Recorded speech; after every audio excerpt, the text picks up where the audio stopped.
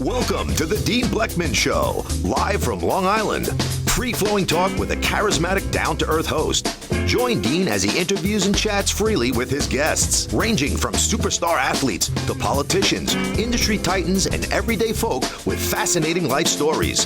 Dean educates, entertains, and most of all, touches people's lives. You're listening to the Dean Bleckman Show, live from Long Island. Hello, everyone, and welcome to the Dean Bleckman Show. Here in the studio is senior correspondent Scott Morell, and going over the globe, over the Atlantic, is senior correspondent Rhea Bowe. Scott, how are you today? Well, watching the news, I'm exhausted. I can't catch a breath. Also, Rhea, how are you today? I'm very good, thank you. Hi, lovely listeners from the UK. Just to give you a bit what's going on this program, it is online news versus mainstream news. The idea being that you can get a weekly roundup of what's been going on in the US mainstream that people around the world often don't see, and a catch up on what's online and what's going on a bit further below the surface. So, and today's date is the 1st of February 2017. A quick weather report from UK. It's blue skies, 50 Fahrenheit, hardly any wind. So it's a lovely day in the UK. Back to you, Dean. And appreciate it, Rhea, here on Long Island, and the weather here, right here in Setauket. A chilly winter afternoon. It's about 42 degrees here on February 1st. But we've had, Scott, I think you'd agree with me, a pretty mild winter up to this point. I would kind of agree. We haven't had a lot of snow. I just want to give a weather report in the studio. It's around a stuffy 76 degrees, and the ceiling is around 9 feet. Dean, a little air conditioning would be appreciated. You want some air conditioning? Yes, please. Sharon put the heat up too high, huh? Yes, absolutely. Okay. You need to adjust it when it gets hot outside. We'll bear with it. Thanks. But, boy, talk about news this past week, Rhea and Scott. I don't think we've ever seen anything like this in the modern era. The news that's just breaking minute by minute, hour by hour, day by day. I've never seen any of this in my lifetime.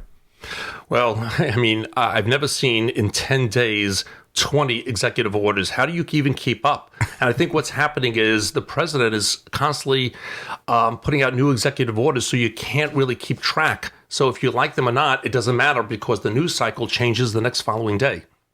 Rhea, let's go over to you. What do you think? Yeah, I know it's a hot topic. It's a bit like it is in Europe, where people have taken to the streets, and which is sort of, you get used to it, I guess, which is not a good thing. But no, people are aware around about what's going on, Dean. Rhea, knowing that it's part of your world, what has been making the mainstream news here is this online petition I'm sure you're aware of. As of last night, there was around 1.7 million people petitioning for, Theresa May and the Queen to cancel the state visit of Donald Trump. And once you get up to a certain threshold, Parliament is forced to discuss it. Have you heard of it, and what's been happening there? Yes, I've heard of it. The thing with the mainstream news here is much like your mainstream news. The narrative isn't particularly broad. There's a definite leaning angle as to what they report on. So unless people aren't doing any research for themselves, they just see Trump as a really bad guy. That is the image that's being projected. So they've jumped on board along with other organisations. They're sponsored and everything. So there's a bit of organised stuff going on, but we'll have to see how it comes out. It was inevitably going to get messy, Scott. Yeah, Rhea, and that's interesting that what you're saying is when it comes to the United States news, you don't go into the weeds, is what you're saying. You get a broad outlook. He's good, he's bad, and pick one, and then there's outreach or applause. Is something like that? Kind of. There's a really big radio station in the UK called Radio 2. There's around 70 million in the UK, and they're getting 10 million every morning kind of thing. And they'll have a show on for an hour or two of what people think. And they'll bring on sort of one person that's pro-Trump and one person that's anti-Trump. And they sort of bounce it about from one side to the other to get the views. And people are starting to look more online to get other information and questioning a little bit more, is it just as bad as what they're painting? So it's quite interesting to watch it develop, Scott. Yeah, Ria, and I don't want this show to be about Trump, although he's taking 98% of the oxygen. But I think a tangent that I think we should be discussing is this new phenomena that's happening with nationalism all around the world. It's definitely taken hold in the United States, and I'm aware that there's going to be elections, I believe, in France, and correct me if I'm wrong, the Netherlands, where you have a lot of right-wing extremists. I think Le Pen, and I'm not sure about the other one in the Netherlands, and the success as people that are Trump supporters are seeing with his executive orders and how things are changing might be spurring on that right-wing enthusiasm. Is that what is happening right now in Europe? Absolutely. It's a common, if you look in history over a few centuries, it's as common as they get. The economy runs dry.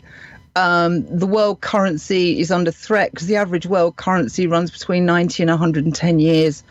The dollar's kind of had its run by the looks of it, which history tells us is about the right amount of time.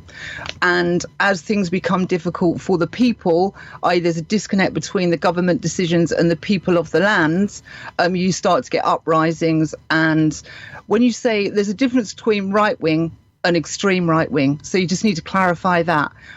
Those parties going in aren't extreme right wing at all, but yes, they're gathering support. And it's following history to the letter. And then it usually is what follows when nationalism starts to rise is you'll have a state of inflation into hyperinflation, and that's when the whole thing caves in. So we just see how it pans out through 2017. Scott, I'm going to keep everybody focused here from our last show last Wednesday, the News Roundup show. Shortly after that show, why don't we stay focused on some of the events mainstream that happened in the news? I know that I want to mention shortly after our show, there was a lot of hoopla and chaos that went on still with our president and his administration regarding the U.S.-Mexico border, the wall. I mean, a lot went on. Critics say the wall will be way too pricey. It'll be ineffective. It'll be bad for diplomatic relations. RIA supporters say the wall will be great for national security and for future jobs. Trump says Mexico, in some way or fashion, will reimburse us later on. What do you guys, why don't we start with Ria? Ria, what do you think of what I just shared? I mean, that was big mainstream news shortly after our last roundup last Wednesday. That's what broke. Any comments from your side that you have to say about this topic of the U.S.-Mexico border and the wall? Well, firstly, I mean, the speculation after the case is what it is. The idea of the show was to bring up some headlines, I guess, but he is delivering on what he said he was going to do. I know you guys stood the other end and went, the wall's not happening. And it may not happen, but he is sort of doing what he said he would do. So on one hand, he's got half the country, which is always going to happen, that are against it for whatever reason. Then you've got the other half that would hold him to task for not doing what he said he would do. So as for jobs, yeah, it would create some jobs. I know it's got the Mexicans up in arms. There's been some statements coming out of Mexico from an ex-government execs sort of, he said some bizarre things that I won't get into, but it's definitely rubbed, they feel threatened by it, Dean, all in all, is my view. Wow, let's see what Scott Morell has to say on this. Well, I'll speak for Ria. I think the name she was going to use was Vicente Fox, but I might be wrong, but I'm going to roll the dice today. I have to agree with Ria, as shocking as this might be to our listeners.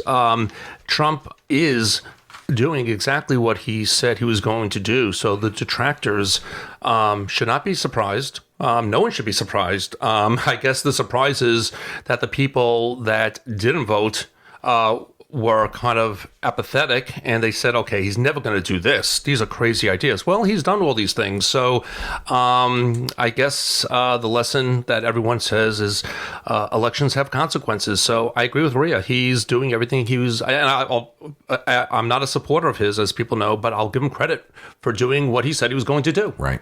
One way or another, that wall will be built. That's for sure. Let's see. Okay, as we move on with the rest of the week, Rhea, mainstream news, Scott, was here in the States here. Mainstream news was just electrifying. I mean, it's been the same that ever since Friday's event happened. I mean, we're talking about that the president did an order that he enacted with a stroke, a stroke of a pen. I mean, that exact time is still in my brain, that it was at 4:42 p.m. Eastern Standard Time here in Setauket on last Friday, Rhea, that order suspended all entry of all refugees to the United States for 120 days. It barred Syrian refugees indefinitely and blocked entry into the United States for 90 days for citizens of 7 predominantly Muslim countries: Iran, Iraq, Libya, Somalia, Sudan, Syria, and Yemen. Wow. This not only is Setauket rocking, New York, this country is rocking right now. Scott, go ahead. Yeah. Listen, this was a major act. I'm just going to give a little bit of opinion right now. Listen, he said he was going to do this, and I thought I heard it. Did I hear? I heard it. Was that a cough from Rhea or a chuckle? It was a sarcastic giggle. That's okay. I that was fine. We heard it, Rhea. You're not that far away. One of the things that, and I don't want to harp on this, but first it was rushed out, and it did not work as planned, obviously. So it showed a level of incompetence that almost everyone on both sides of the aisle agree upon, whether that was just an amateur mistake because he doesn't have his cabinet in place or he's impulsive, time will tell, but it certainly was not smooth. We could agree on that. And my only thought to this is that if you're a Muslim American, okay, and this really, the embryo was not about really safety, because there's other ways to do it. Where's Saudi Arabia? Where's Pakistan? Those are the terrorists. We got 0 terrorists from the 7 countries. It's really, and Giuliani was honest, which was great. He said we had to find a way to create a Muslim ban which will pass the courts. So they didn't include all the Muslim countries. And if I'm an American Muslim right now, I would be fearful. I would be very concerned. I would not feel welcomed right now. And I think that's a concern. And I'm going to go one step further, and this might be very controversial. But I really feel this way, and I posted it on my my social media platforms, that if I'm serving in the military and I'm an American Muslim right now, how would I feel putting my life on the line for this commander-in-chief? If you're an American Muslim, team, put yourself in their shoes right now, because this really is an attack, because that's how they perceive it. Whether it's true or not, that's how they perceive it, and you can understand how they would perceive it. Would you want to put your life on the line for a commander-in-chief that's not upholding, religious freedoms and one religion over the other? How would you feel about that? I think what they should do, the only way to get around this, if they really wanted to stop because they control all branches of government, is to have a conscientious resignation, and that would stop it. Now, that's controversial, but I thought about that. What are your thoughts about that? And then we'll go to Rhea on that. I want to go straight. I want to go straight to Rhea. Wow. I'm going to punt to Rhea because it's a high punt. It's on the 1 yard line. As I said, this weekly show, I don't want it to be about. No, I said that was the only one. I don't want it to be about me and what I think of Trump. It's about reporting the news and making some comments, news related. And I was just talking about the American Muslim, because I'm still going from the stand, whether it's whether it's condoning our president or not condoning him. I've already come from the standpoint that we had an election here in this country. There's no doubt about that. We had an election, and I'm not gonna really. He has the right to do it. I'm not gonna voice hard an opinion. I want to give him, as the CEO, executive officer of the country, I want to give him his leeway of those first 100 days, and see what happens. And that's very general. So I will make a comment. Sure. That I have met him before. I've sat right up in that office a couple of years ago. So we have the first conflict of interest, folks. And gotten to know him a little bit. Okay. Okay. But even if I didn't, this man is one of the most brilliant marketers. No doubt about it. And knows how, had a reality TV show that was immensely successful. And, everybody knows he's got his unorthodox style about him, and he did exactly what he's great at. He got everybody excited. He got everybody upset. He got the mainstream media to feed into it, and it's creating an unbelievable marketing. Because I could tell you right now, his fan base that voted him are more stronger behind him than ever before. First of all, I agree with every single thing you said, Dean. Every single, give him a chance. You want to give deference. His fan base is bigger. He's done everything. 100%. The only point I was trying to go to is not about him. Just a little bit of an adjunct, basically. If you're an American Muslim right now, how would you feel, especially if you're fighting for this country? That's the only thing I was trying to get to. Not, do we like him or not, and his fans. I agree. But if put yourself in their shoes, how would you feel? Do you think it's a? Do you feel it's a tech? They're going to feel awful. Okay. They're going to feel awful. And that's all I was trying to get to. I get to that. Okay. Let's go over to Rhea. Rhea, any comments on your end? A real quick one, because I don't want to get in the weeds with it. And then I've got 15 stories here we haven't even touched yet. So it'll be the lightning round. And I again, I have two, Rhea. So go ahead. Okay. So firstly, I don't see it as a Muslim ban. I just don't. Obama did it in Iraq in 2011 for 6 months, not a squeak from anybody. And the executive order that was passed on from them had already outlined those countries because they weren't getting the intelligence from their government on who was passing from what territory to another. But I definitely don't see it as a Muslim ban, as the 5 main Muslim countries aren't in there. So in answer to your question briefly before I move on, Scott, is how would a Muslim soldier feel? A Muslim soldier doesn't necessarily have roots into those 7 countries as the 5 biggest nations that are Muslim. So if their families, say from Nigeria, which is almost entirely Muslim, they're going to go, well, it's not a Muslim ban, so what's going on? So I don't see it as a Muslim ban. I see it as him doing what he said he was going to do, and it's brought support among his supporters. But we always knew the country was divided on it, and that's my take on it. And from there, I'm going to... Yeah, and Rhea, I hear what you're saying. We'll just agree to completely disagree on this one. But I want to go on. Before Rhea continues, I just, once again, his style, Trump style, this is exactly how he is and how he likes to do things. You got it. It's unorthodox. Could the execution and delivery been dramatically better? Absolutely. Right. But that's not how he does. We're seeing it. That's not how he does. We're going to have to get used to it. Not how he does business. Yep. And he wants to show that he's empowered. And he got everybody talking about it and getting crazy. And I agree with and the whole bit. Do I believe that maybe a week from now there might be a statement from him delivering, a different tone and message? I wouldn't be surprised. Okay, let's go back. Let's move on. Let's get Rhea. back over to Rhea. Okay, guys, and moving on to some news. I picked up on some news from Israel. Something light to start with. This was supposed to be at the start of the show. A pack of sharks are spotted off the coast of Israel in the Mediterranean, as close to the beach as they can be. It was a boulderous beach with a sudden drop-off, so they were coming right up. And it was a big pack. I don't know what you call a pack of sharks. There'll be the correct word that I don't know.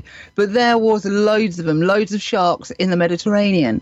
And they haven't been there in, I think, centuries. They haven't been seen off the coast of Israel. So it's just a little warning that something's changed in the ecology and stuff of what's going on to bring those sharks to change their pattern.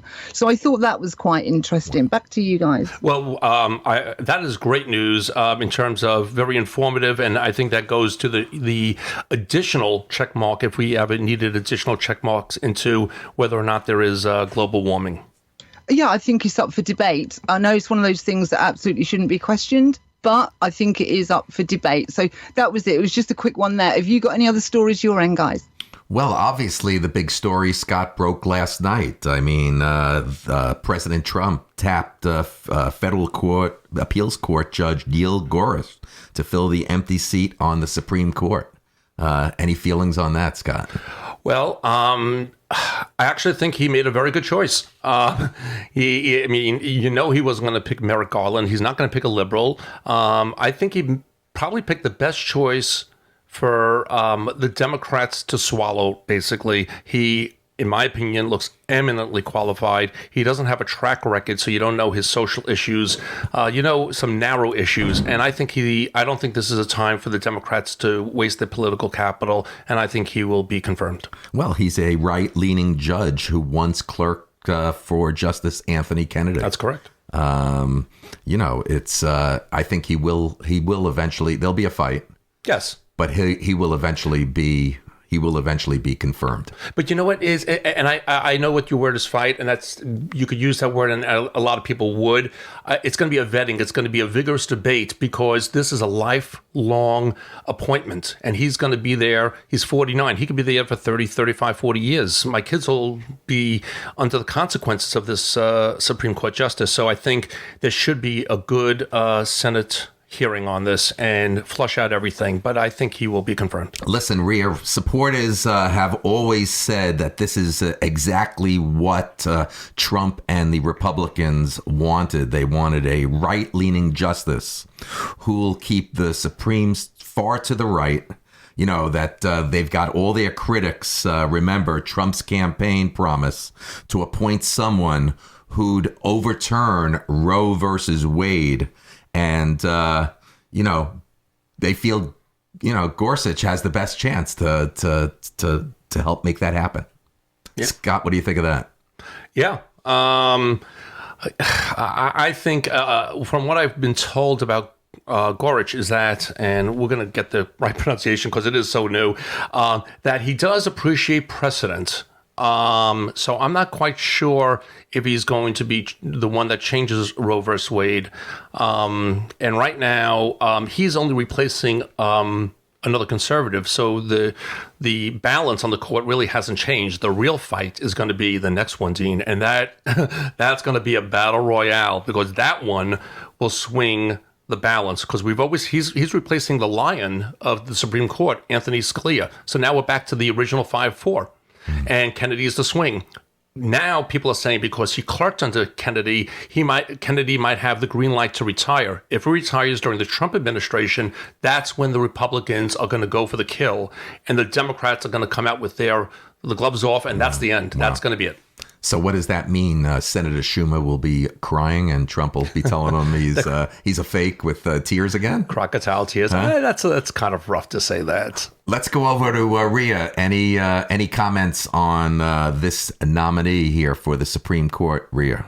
I think I've got similar kind of speculation, but ultimately it's just see what happens, and see what, let's deal with after the case, not before the case, as it were, to see how it unfolds and to see if your predictions are correct, Dean and Scott. Yeah, I agree. This is big. 2 hot topics Huge. There. Okay. Rhea, I think Rhea has 14 more. So let's go to Rhea. Rhea, go ahead. Okay, one in from Germany. Germany releases a warning of a possible chemical attack on the drinking water.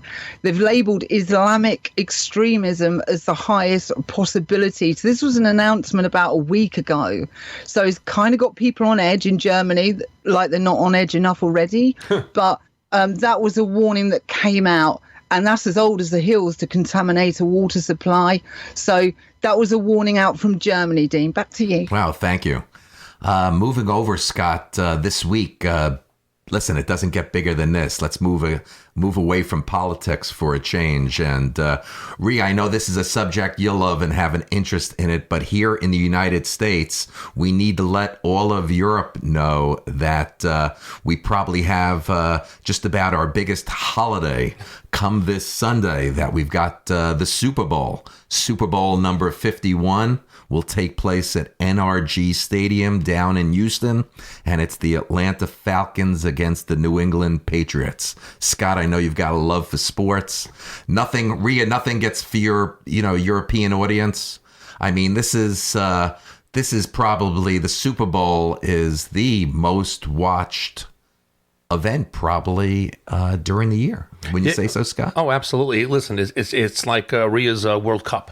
Back in Europe, right. And this is huge all over the world. I think everyone gathers. Listen, this is the first year that I'm not so much into it. And I'm going to tell you the reason why.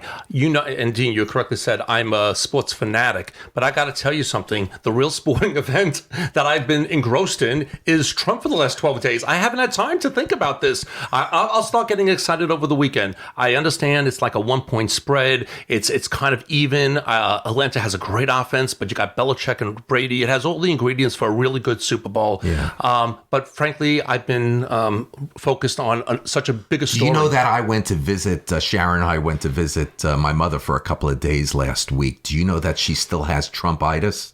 She still has that terrible rash. The rash hasn't gone away. For a year now, ever since the stress of the campaign and the election, that rash, that Trumpitis rash doesn't go away with my mother. Did you go to the Clinton Healthcare Center? There's antibiotics being given out for that. But Super Bowl, I love it. And, when I watch the Super Bowl, I like to just be in my own home. It's just Sharon and I. I don't like a crowd. Interesting. Same with me. I don't like to go to any other venues, no restaurants to watch it. I like to be really engrossed. Exactly. The game, the sound. I don't want to miss any moment. Sharon and I don't want to miss a commercial. All the great commercials. You want to hear the announcer. I don't want people talking when I'm watching this game. So it's just Sunday. We'll just be the two of us in our house. We'll cook, bring in some food, and just, I can't wait to watch, like the millions of people.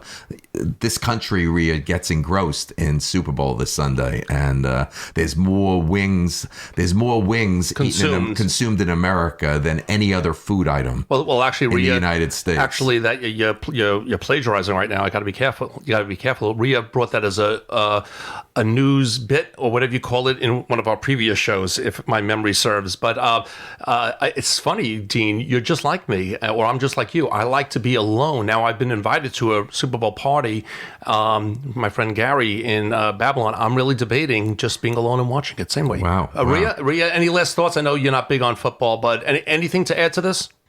Not really, other than what you said. I brought it up on a previous show from what feels like a long time ago, and I learnt through the questions that I was asking guests of how big the Super Bowl is. So I appreciate it, guys. Those who love it, just tuck into whatever you tuck into and just love it all the way. They're my thoughts. I believe for about 4 hours, Rhea, here in America, that it's got a good chance, the Super Bowl, to relieve a lot of anxiety and help with a lot of stress. What's happened here over the past year with the primaries, the election, and now that we have a new president in the White House.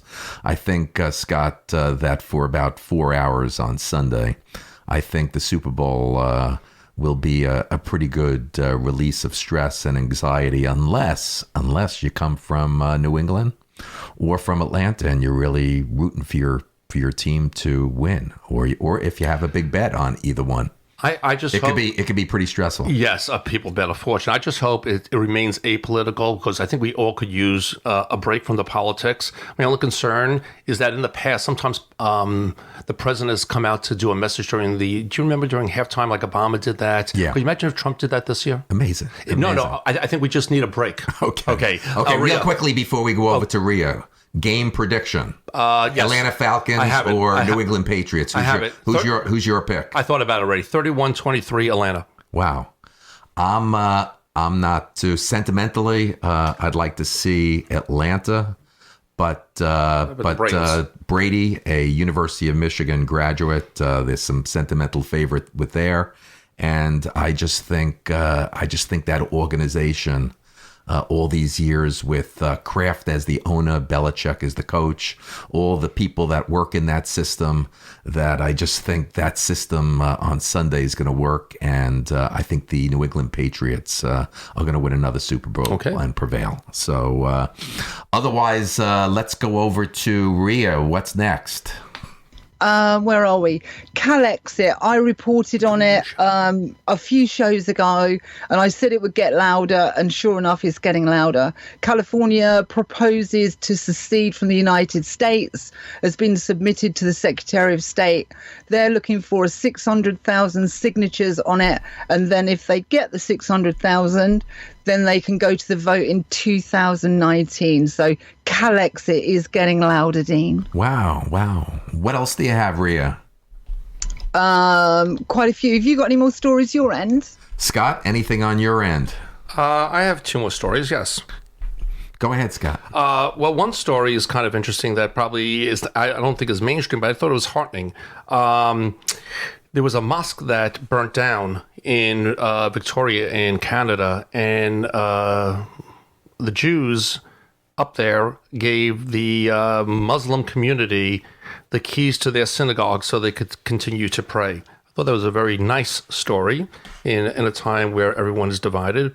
And another thing that I'd like to discuss is there's a big flow of exit, basically, that's preceding Brexit, and maybe Rhea knows about this a little bit.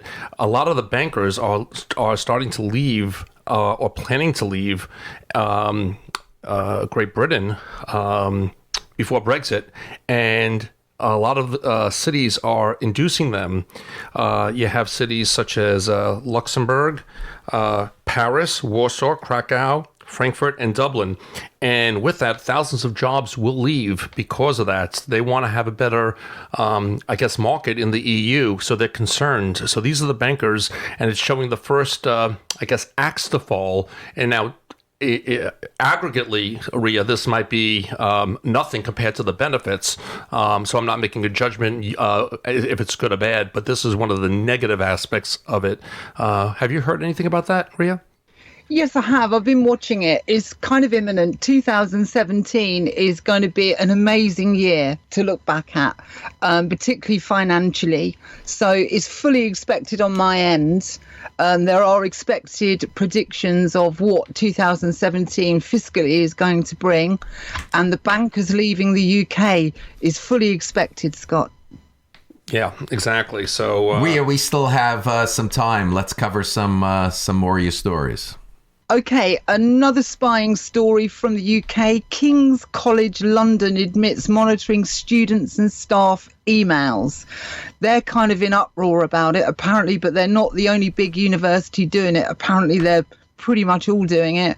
Their response was, they're obliged to do this by the government to keep an eye on racism is the official line. So King's College come out, and I'm sure some others will follow, Dean. Scott, you have an opinion on that? No, that was unbelievable. Yeah. How about another story from you? No, I'd rather hear I know Rhea has many more, so I'd rather hear from Rhea. Okay, Rhea, it's all yours. India's cashless experiment. So I sort of gave a special sort of shout out to India because they're having a terrible time. And for people to understand who don't maybe know so much about India, they took out the main 2 bills out of circulation, which everybody used. Now, a lot of people in India don't have bank accounts. They only deal in cash. You know, they go to little markets and they buy things and sell things. And there's a whole economy there that's been taken apart. But it's official now. India's national biometric program is now linked to their tax returns with 1.1 billion people enrolled. So what this means, iris scans and face scans are up and running, as it were. Wow, that's amazing. Well, that's what you said, Rhea, about what's going to eventually happen as we get away from cash and more government control, more consolidation. And you predicted this in some previous shows. Yeah, I mean, the experiment is taking part in India. Australia are not far behind. So there's a bit of about India's having a terrible time because of this. But on the same subject, down to Australia to roll out facial recognition and fingerprints at airports and seaports for self-processing, eliminating the need for a passport. So basically, this is a controlled rollout globally. in terms of biometrics and going cashless, which is the savior. If someone tried to save the current economic system, which you'd need to be Superman, one of the ways would be to go cashless, Scott. Yeah, but there's some benefits, and one is the facial recognition and the fingerprint technology for airports. I read something, so that I think that's a good thing. To alleviate the lines, the TSA is basically what they call TSA theater. It really isn't security. The best of security probably is Israel, where they actually profile, and that's why there's never a problem there.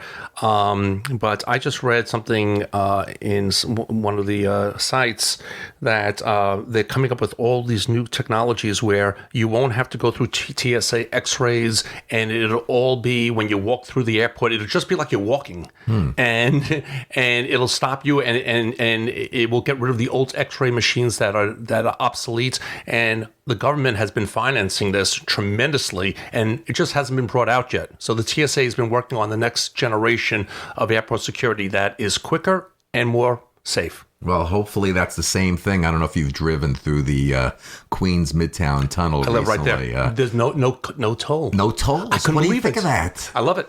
Okay, so you feel it's going to be better for us. Of course, it's not a stoppage. You got to tell our worldly audience when they drive through now going into the city. When Queens Midtown. Why don't you share with everybody the experience that I just did? Yeah, and I'll make it quick. I live by the Queens Midtown Tunnel. I could walk there. I live on the East River, opposite the UN, and so I go through the Queens Midtown Tunnel all the time. But all of a sudden, like in a day, all the tolls were crushed down. I didn't even see it, and it just said just drive, and they'll take a picture on the other side. My only question that I have, and I don't think you can answer it or anyone, is there were always a cash lane. Let's say you're a tourist or whatever, or you didn't go for Easy Pass. Now what happens? Do you get a fine? Who do you pay? Right. I don't know.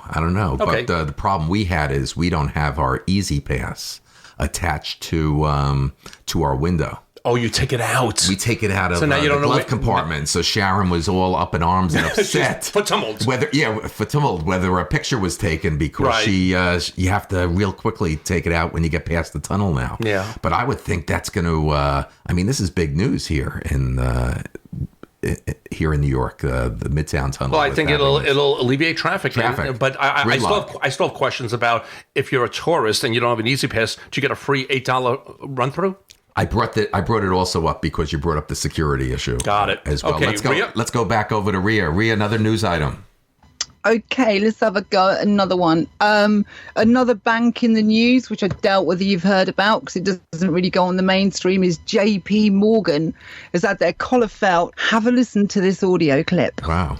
The largest bank in the United States, J.P. Morgan Chase, has agreed to pay $55 million to settle a Justice Department lawsuit related to the bank's discriminatory practice against minority homeowners during the Great Recession. According to the complaint, from 2006 to 2009, the bank allowed its affiliate mortgage brokers to charge higher rates for African American and Hispanic homeowners than their white counterparts. It's estimated that at least 53,000 borrowers were victims of just another one of Wall Street's illegal, ugly hustles.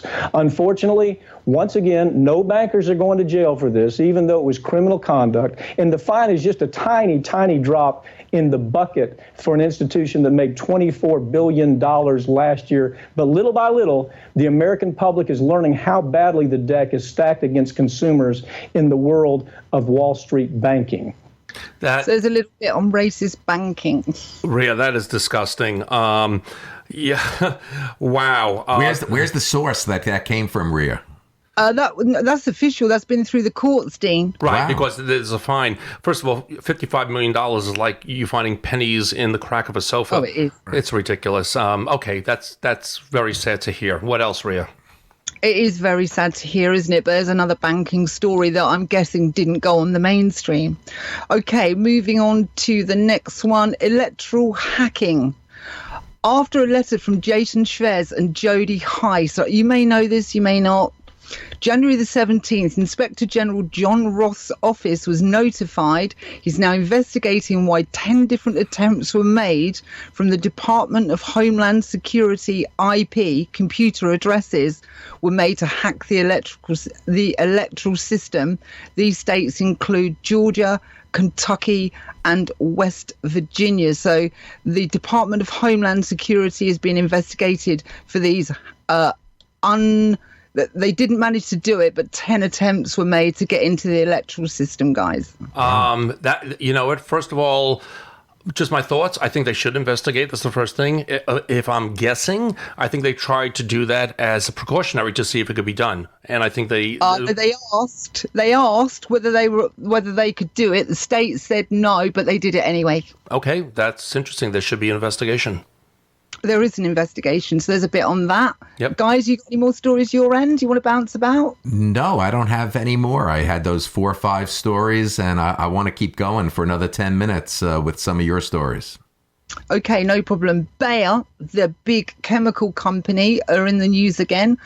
Bayer in the news again regarding a pesticide called Folpet. It's spelled as you say it, Folpet. This is used all over the world. 20 hair samples were taken from school children who go to school near a vineyard in France that sprays Folpet, where cancer is on the rise by 1% in children. 42 chemicals were found, of which half are on the very dangerous list: carcinogenic, linked to autism, and endocrine system, hormonal disruptive. They're having childbirth problems and all sorts of things. While we're on the subject of France doesn't have a legal limit of how much these chemical companies can put into these sprays. So the agrochemical thing are having a field day in France delivering these what looks like dangerous products. Wow, amazing, Scott. Yeah, it just sounds like Armageddon. What else? This is terrible. Well, this is news, darling. No, I know. Wow. And unfortunately, news is depressing. That's why I wanted to bring up the synagogue with the Muslims. I thought, you're right. A lot of the news is just depressing because that's what sells, is what's interesting. That's why Sunday. That's why Sunday in America is going to be a huge break to reduce some stress and anxiety and some of the bad news that we're hearing every day. Yeah. That it's just a great day on Sunday. So yeah, unfortunately, we don't have a lot of good news right now. So I understand, what's happening in the world. So it's just my commentary. Things are very depressing, I think, in the world right now. Rhea, we still have another 10 minutes. Let's keep going. Okay, no problem. Word on Janet Yellen. Janet Yellen risks the US economy by confirming 3 interest rate rises this year. In the last 10 years, there have only been 2 interest rate hikes. So it's sort of the markets have picked up on this, and they're concerned that if they raise those rates, there's going to be all sorts of problems. Oh, Rhea, so, yeah. I'm sorry to interrupt on that one. So, first, okay, if there are 3 this year compared to the other, we were at record lows, so maybe relatively that's not a lot. Secondly, if that's the case, why has what they call the Trump rally, except for the last day or two, gone up 10% in 3 months? The markets, the paper markets or the digital markets are entirely manipulated. So you can't really take that. I could go into a financial program as to how they do that, but it's really not difficult to do at all. But I can tell you, amongst traders, word is out. And I watch the markets, as you know, every day. Oh yes. So you're saying trading in the monetary system is being impacted rather than stocks and stocks. Basically, is that what you're saying? Yeah, it'll all be impacted. Of course, eventually. With the interest rate. Pardon? Eventually. Oh, it'll be pretty quick. Oh. Rhea, I've got to ask you, do you feel Janet Yellen is long-term while Trump is president? Do you expect her to be there? I think that's a tough one. Where are my thoughts with it? I think if you was going to challenge the Fed, and I did find out officially that the Fed is not audited. So there's a line in the sand is where I was thinking, is it? No, it's not, because it's been spoken about. Trump isn't going to challenge that. He's not going to challenge whether the Fed is audited. If he was going to challenge it, he would need to assemble a team and have a strategic plan, because these people wouldn't be easy to remove by any stretch of the imagination, as a president has tried in the past and completely unsuccessfully. So I think on the first part, Janet Yellen is okay. But if what I'm hearing is going to happen fiscally, I think 2017 will make 2016 look like a holiday. Wow. Mainstream news here, Rhea, I do have to add that the past 2 days, Scott, I don't know if you're hearing it as much as I am, but I'm constantly hearing that from mainstream media, that there's no doubt that the most powerful person in Washington today is Steve Bannon. Yes, I have. So I'm now calling out, instead of asking our current president, Donald Trump, to come on the show. I think I'm reaching out to Mr. Bannon to come on the show. Well, you might have to change it from Mr. Bannon, as people are saying right now, to President Bannon. But Rhea, all over mainstream news here in the States here. I mean, the last 2 days, very heavy. I'm constantly hearing it, that the most powerful man in Washington is Steve Bannon. Any comment on that, Rhea? Oh, that's a bit. You could do a show on that all by itself, and the people that lie in the shadows that maybe aren't as obviously powerful as possible. But yeah, I'm kind of know what's going on there, Dean. I think that would be a phenomenal show, and we should think about doing that. Okay, let's go on to the next one. Let's go on, Rhea. Okay, a bit of talk on the underground about China. China have started to take seriously. Some very wealthy Chinese people are making moves to buy sections of Hollywood and the US media, studios, production houses, etc. Because it's private, but Hollywood has this sort of intimate relationship with the government. So I think it's a possible way in. So there's a lot of talk about these rich Chinese people that are making moves on Hollywood, Dean. Wow, that's amazing. It's like 6 degrees of separation. What you're saying is, once you get there, since they're so influential, you talk about the Academy Awards and the reach that they have, that it's almost a mini government in a way. Yeah. That's what I think the implication is, that you could get your message out so freely that could change policy. Amazing. Interesting. Well, it's kind of like that. It's what it is. You've got a problem with Mexico, you've got the wall thing, and you've got the California thing. That little segment there, as it works in capitalism, where volatility creates opportunity. California is vulnerable at the moment. Mexico is really vulnerable at the moment. There's issue with some oil supplies going down into Mexico. So the flow rate, people, energy between US and Mexico is slowly going down and down and down and down. And it's what that will do if Mexico hits the rocks, and possibly California, who could come to the rescue? China. So it's a possible opportunity. It's a capitalist thing, isn't it? Volatility creates opportunity. So that was something to keep an eye on, guys. I just want to add to that about California. This might be out of left field, but I think it kind of goes. I read that there is a serious petition going on because California overwhelmingly voted against Trump. I think they are the 7th largest economy in the world. I might be off by 1 or 2. And their values, at least what the petition says, is everything that Trump doesn't stand for. And they want to secede from the United States. And that is a true story. And I think they're going to put it up in the ballot. I think in either 2019, 2020. That really hasn't hit mainstream, but that will be a major news story. Major. I don't think you've heard about that one, Rhea. I've just read it out, darling. Calexit. As I reported a while ago, California proposes to secede from the United States, and they have put it into the Secretary of State with 600. If they get 600,000 signatures, they can go to the vote in 2019. You're not listening, Scott. You know what? I was probably writing something at the time. I apologize. That's very odd. Okay, so I'm guilty as charged. How would you guys take Rhea? We're reporting mainstream. 12 minutes ago, reported here in the news from CNBC. It was reported about 12 minutes ago. The headline, listen to this one, Scott. Sure. Maria. Trump, I will tell Mitch McConnell to go nuclear if the Democrats hold up Gorsuch nomination. Oh yeah, but you know what? That's the mainstream 51 media votes. headline. That's 51 votes instead of 60.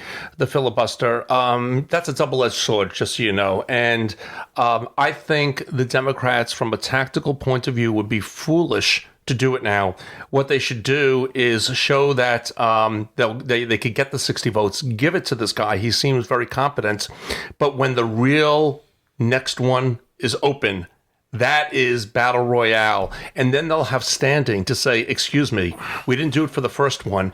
It'll be political suicide for the Republicans to do a nuclear option because it'll be closer to the midterm elections. And politically, I don't think they could get away with it.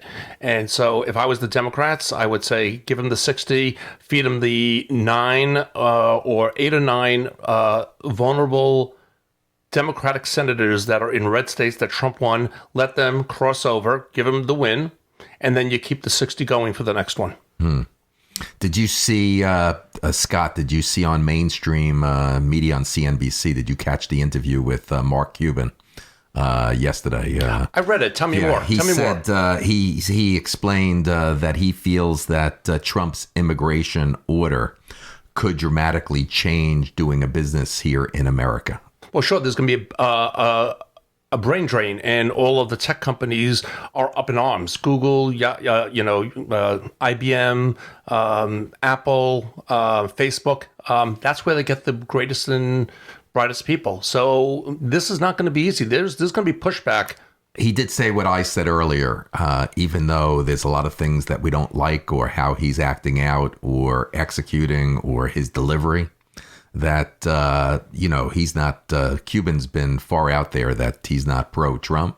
Oh, no. But he is American, just like I am. And he did say the same thing that I said on the show earlier, that give the guy a chance, give him his 100 days, and let's evaluate and grade him on that. I think there's a difference, Dean, between giving the guy a chance and still being the vocal opposition to things that are happening right now. You can't just say everything is okay. Right. So I never understand really the difference. I think what it means is be open-minded. Right. Okay. I agree with you. Let's go back over to Rhea. Let's, before we bring the show to a close, Rhea, we've got time for 1 or 2 more stories from you. I kind of done the stories. I want to pick up on the cashless thing, this coordinated rollout worldwide. I think for people listening to this, you need to be aware that if you deal in cash, this cashless thing is coming. So you need to start thinking about it. If you wanted to do have a show with alternatives and how to deal with what's coming down the line really quite quickly, then I'm sure we'd be happy to do one. But if you're dealing cash, you need to start thinking about how you're going to deal with what's coming around the corner. And I'll just leave you with a couple of phrases by the one and only Thomas Jefferson, who was responsible for the Declaration of Independence. Okay. Mm-hmm. He was the 3rd president of the United States. This is old speak, but I think significant today as well, because these guys it's as relevant today as it was back then. So just have a listen to this. So this is one of the phrases in old speak. So have a listen to this. I hold it that a little rebellion now and then is a good thing and as necessary in a political world as a storm in nature. So he's saying sometimes it's I read it that sometimes it's a good thing to stand up and make some changes, create a bit of wind. And the second phrase is, when a government fear the people, there is liberty. And when people fear the government, there is tyranny. And I'll leave you with that, Dean. Wow. That was something, Rhea. Yeah. And I got to say, there's a lot to be said about those 2 phrases. I wouldn't disagree with those 2 phrases. I wouldn't either. I think we should, very, very powerful what Rhea just said. And I think we should end on that note with 2 bookends. I agreed with Rhea, the first thing she said, and we're going to end with Rhea. We'll end it with that. And I agree again. So that's a nice way to close the show. Scott, on another note, just to close the show, have you offered to Rhea that at the last minute you would fly her in to join you and watch the Super Bowl with you here in Yes, New York? it is an open invitation. invitation, but she, for some reason, has an aversion to coming to New York or actually seeing me in person. I'm not sure which one it is. Rhea? It's an East Coast thing. I may one day go back to the West Coast, California, but yeah, guys, not much interested in the East Coast. How about if you did a week and 2 days on the East Coast so you could like dip your toes and then make a sound judgment? I would probably go and see friends in LA. No, I'm suggesting out of the 7 days, just maybe 1 day or 2 days in New York and then LA for the remainder, just so you could get an experience just dipping your toes in the water of what New York is about. Would you consider that? In all honesty, no. Wow. On that note, I'm going to thank the lovely Rhea Bow. Rhea, once again, thank you very much for a great show. Appreciate it. You're welcome, guys, and love and peace to everybody as always. And Scott, as always, Scott Morell, thank you very much for your participation again in a great show here today. Thank you, Dean. Okay, as far as all our listeners, I want to hear from all our listeners. Please don't forget to like us on Facebook and to hit the subscribe button on the show's YouTube channel. If you'd like to leave a comment, use the box below. This show and all previous shows are now on iTunes. You can hear all past shows. If you'd like to share your story, ideas, and be a guest on the show, go to deanbleckman.com and email me directly. I would like to thank all my listeners for being with us today. From all of us at The Dean Bleckman Show, have a great day. You've been listening to The Dean Bleckman Show, live from Long Island, New York. From all of us here, we'd like to thank you for tuning in. We look forward to hearing your comments via Facebook, Twitter, Skype, and email. And don't forget, you can visit the webpage anytime for the up-and-coming guest list. From all of us here, have a good evening.